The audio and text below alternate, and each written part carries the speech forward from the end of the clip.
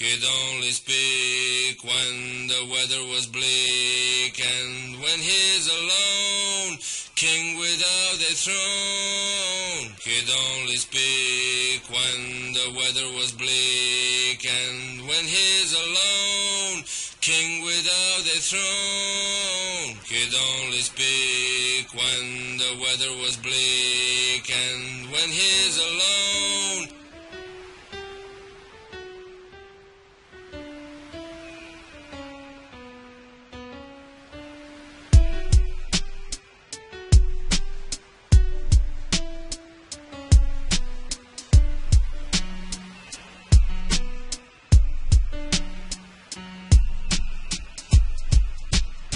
The first time I saw him, he was sitting on an abandoned shore. Only the waves could so unselfishly hurl to hug the loneliest man in the world. The waves rose high under the cold wind and rain from the grey X-ray sky.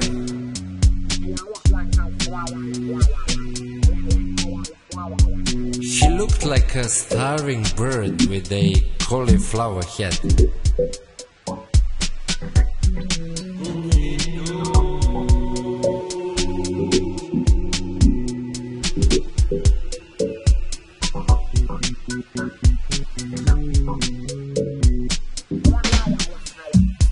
One eye was sad, the other pretended to be. He was so skinny I thought the Stokes ate his stomach. He had headphones on but no Walkman in his pocket. He ate from a bag which he ruffled to look like a plate. He occasionally chattered his teeth and burped, spitting out his feelings.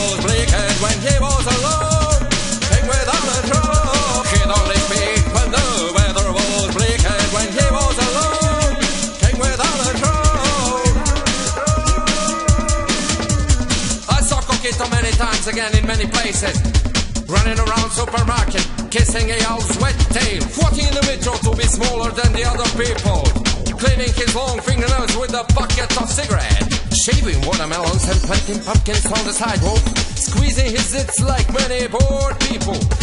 I remember the time he was feeding dogs, and the dogs were jumping around him like a scattered pearls while he was taking their collars off to sell at the market. I remember him cleaning apples on his dirty clothes and eating them afterwards. I remember the scene when the postman's wife appears before him with a monkey dressed as a Morris dancer. She was wearing shell earrings the size of ice cream blocks. I remember the World Cup and the scandalous movie about two brothers who make love in the cornfields. I remember all that, but most of all I remember when my dad bought a TV and I could watch all that on it. Before that, I only watched TV through the shop window of the store 20 kilometers from home.